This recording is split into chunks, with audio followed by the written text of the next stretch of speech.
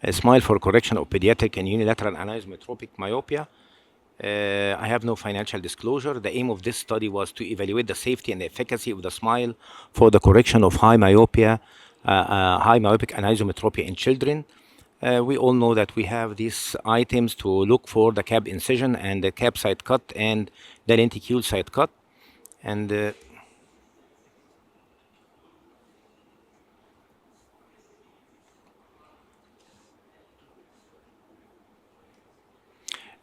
our study include 18 eyes of 18 child aged between 6 to 12 years with a high myope anisometropia from -6.5 and to -12.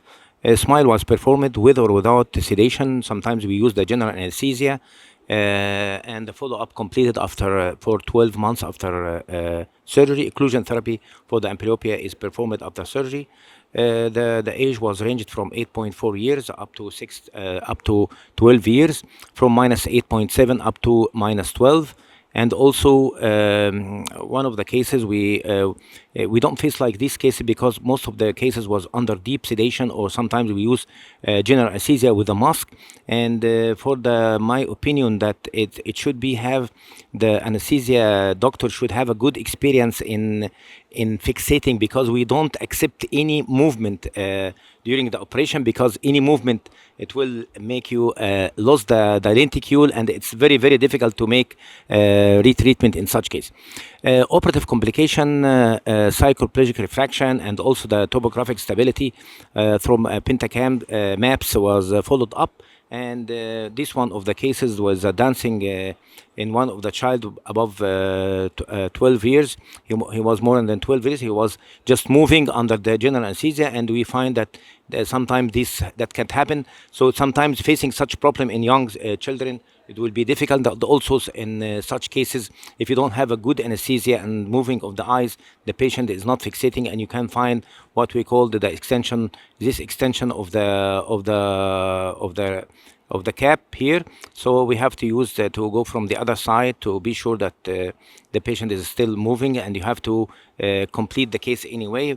It's not that difficult. Sometimes we don't use the fixation by non-tooth forceps, might induce some sort of subconjunctival hemorrhage or something like that, and you have to just take it away from the site of the incision. Also, this one of the cases that we find that it's very rapid. I don't know why, but sometimes you cannot decide, or you cannot expect why you have such an easy case, but it depends on the K reading. Sometimes it doesn't even depend on the color of the iris. Sometimes it depends on the corneal biomechanics. We try to study all these criteria, but we didn't find something which is a sure sign that you don't have a good dissection, although you can change the parameters of the patient, the parameter of the machine. This patient was very nice. I was lucky because he just moved on time. He moved after finishing only the lenticule, and this patient was using a contact lens for a long time. That's why we have a conjunctival ballooning under the. So we have stopped in this case, and we just postponed the case. And this case, another case with a very lucky patient, as I said before, you can complete the lenticule, and then the lenticule sat cut, and the patient just moved. That means you completed all the stages here. Stage 1 and stage 2 has been completed. So I was very lucky to just make another docking, another capping, and on the same patient. You can do it without an extra license. You can do it just enlarge your cap to include the lenticule, and then you can continue the case like here. It's very simple. That's why we are talking about, if we are talking about children, we have to keep eyes on the movement of that. So anyway, if we are not talking about most of these complications, we can use a super plate. Sometimes you face these complications, and also sometimes for the follow-up, the topographic stability up to 12, and we continue the case after we finish our study up to 24 months. The preoperative and the postoperative has stability on the pentacam, and also for the biomechanical changes, and the main sphere was 1.8 by 0.2 up to plus 0.7, and this is the stability of with the cycloplegic refraction for the kids up to 12 years old. And then why we should use a smile, or it's all femto procedure, painless surgery and post-operative flapless technique. That's very important for the children, rubbing their eyes or something like that. Predictability and stability, less hazards of uncooperative child, as we said, and the less need of general anesthesia, because you might use just 20 seconds of doing the case, and also same fixation time for all errors. It doesn't matter for high myopia, -2, -10, it takes only the same time, better fixation during the surgery, and the less incidence of dry eye, and the better biomechanics, corneal biomechanics, and wide optical zone. And this is very important. We have to note that 6.5 millimeter in smile equals 7 millimeter optical zone in traditional LASIK or PRK.